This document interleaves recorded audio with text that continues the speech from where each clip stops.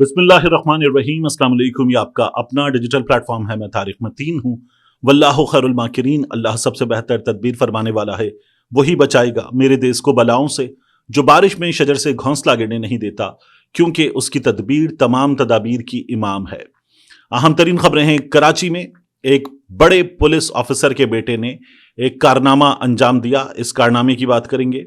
New year night बनाते हुए ये कारनामा अंजाम दिया गया। इस हवाले से मैं तफसीलात आपके सामने रखूंगा। इसके साथ जो कराची की सूरत हाल रही, धरने कराची में जारी थे। गुज़श्ता 8 रोज से कराची में धरने जारी थे। कराची के शहरियों को कुछ परेशानियों का सामना था और इसके साथ साथ हुआ ये कि फिर इन धरनों के खिलाफ धरने वो भी शुरू हो गए। तो अब ये सूरत हाल मामूल पर आने का इम्कान है। मुमकिन है जब आप ये वीडियो देख रहे हो तो कराची में धरनों के हवाले से सूरत हाल मामूल पर आ चुकी हो। कुरम में भी सूरत हाल जो मरकजी धरना है उसके हवाले से मामूल पर आ चुकी हो जब आप ये वीडियो देख रहे हो। इसकी भी तफसीलात आपके सामने रखेंगे। एक बहुत बड़े इंसानी अलमिये ने वहां पर जन्म लिया है, उसकी बात करेंगे। और जो चोरी है, इलेक्शन चोरी, फॉर्म 47 वाली, फॉर्म 45 में रद्दो बदल वाली चोरी, उस पर सुप्रीम कोर्ट ऑफ पाकिस्तान से ठप्पा लग गया है कि 8 फरवरी के इलेक्शन में यह चोरी हुई। इस हवाले से मालूमात हैं, यह भी मैं आपके सामने रखूंगा। और एक ज्यादती पाकिस्तान तहरीक इंसाफ ने की है। पाकिस्तान तहरीक इंसाफ की जानिब से की जाने वाली ज्यादती की भी इस वीडियो में बात करेंगे। सबसे पहले जो पाराचनार की, कुरम की सूरत हाल है और जो कराची के हालात हैं उन पर बात करें। वहां चूंकि मुआहिदा हो गया है, दोनों जानिब से 45 फरीकैन थे और मुआहिदा हो गया है, तो अब इसके बाद यह तवक्को की जानी चाहिए कि वहां मरकजी धरना खत्म होगा, रास्ते खुलेंगे, सूरत हाल मामूल पर आ जाएगी।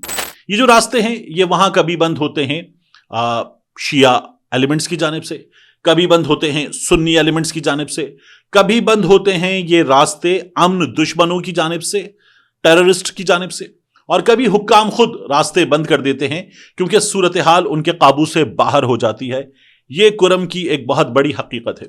अभी हुक्काम ने रास्ते बंद किए हुए थे, लेकिन इससे पहले भी जब जब रास्ते बंद हुए हैं तो अगर गवर्नमेंट काम करना चाहे, सिक्योरिटी इदारे काम करना चाहें, तो गनशिप हेलीकॉप्टर आपके पास, बेहतरीन असलहा आपके पास, अफरादी कुव्वत आपके पास, इसको ठीक करना बहुत बड़ा मसला नहीं है।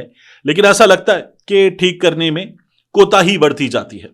अब मुआहिदा हो गया है, लेकिन इंसानी अलमिया कितना बड़ा है।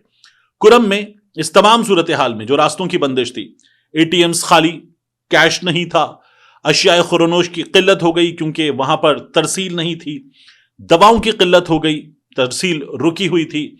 132 बच्चे जाँ बहक हुए हैं, दवाएं नहीं थी, इलाज नहीं था। 206 अफराद कुल जाँ बहक हुए हैं अगर आप बड़ों को शामिल कर लें।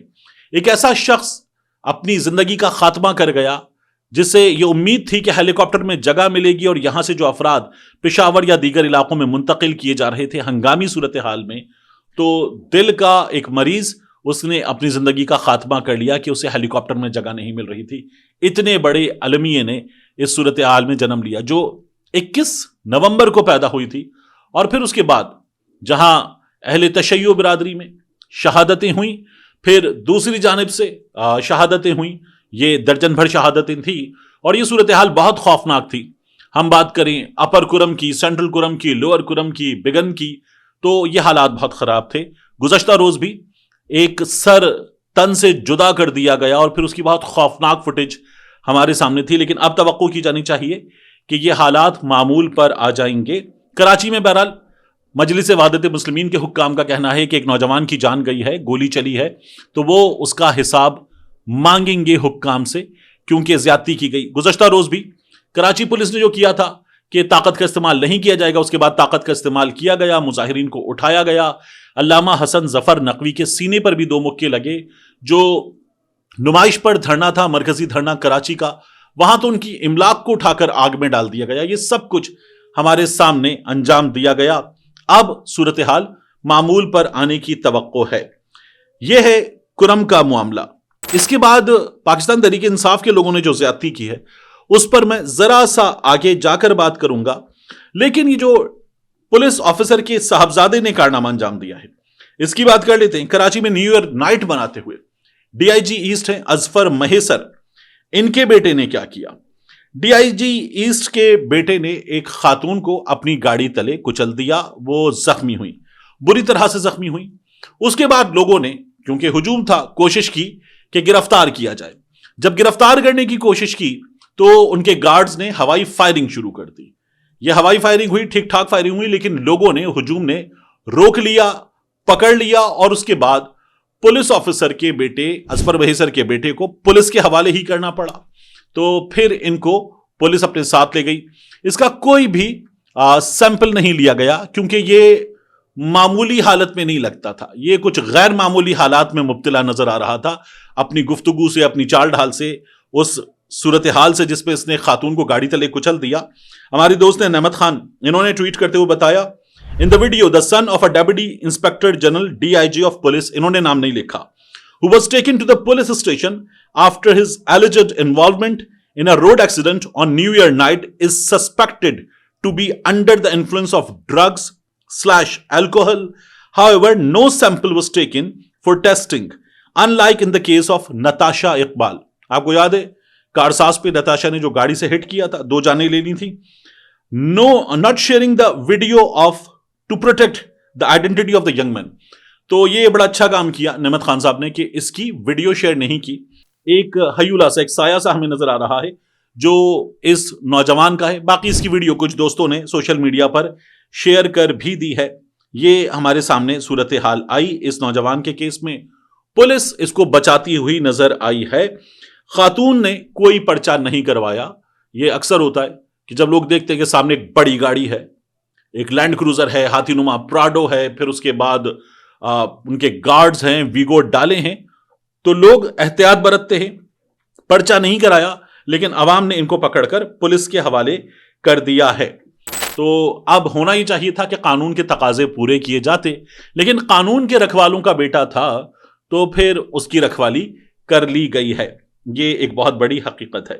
اس کے علاوہ یہ جو فارم 45 کی چوری کا معاملہ ہے، پاکستان تحریک انصاف کی زیادتی پر ابھی بات کریں گے۔ ہوا یہ کہ PB 45 بلوچستان کی جو صوبائی اسمبلی ہے، وہاں پر حلقہ بھی 45 ہے۔ یہاں پر فارم 45 میں رد و بدل کیا گیا اور رد و بدل کر کے جتوایا گیا پاکستان پیپلز پارٹی کے علی مدد جتک کو۔ یہاں سے پیرکانی صاحب JUIF کے یہ کامیاب ہوئے تھے، لیکن ہوا یہ کہ سپریم کورٹ نے، اب الیکشن ٹرائیبیونل کا فیصلہ تھا کہ ان کو غلط جتوایا گیا، فارم 45 میں رد و بدل کیا گیا تھا، یہ گئے علی مدد جتک سپریم کورٹ آف پاکستان۔ وہاں پر سپریم کورٹ نے 15 پولنگ اسٹیشنز کے استنازے پر الیکشن ٹرائیبیونل کے فیصلے کے خلاف میر علی مدد جتک کی اپیل خارج کر دی۔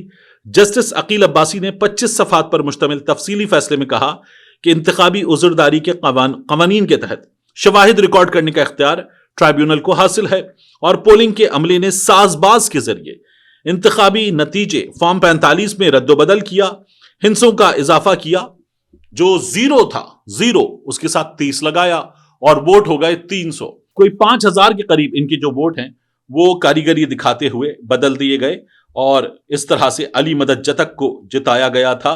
اب سپریم کورٹ آف پاکستان نے نئے سال کے پہلے دن ٹھپا لگا دیا ہے اس الیکشن چوری پر۔ ساتھ میں سپریم کورٹ نے یہ بھی کہا ہے کہ جو جتوایا گیا ہے وہ ذمہ دار ہے، جس نے جتوایا ہے وہ بھی ذمہ دار ہے، تو اس سرکاری افسر کا بھی محاسبہ ہونا چاہیے۔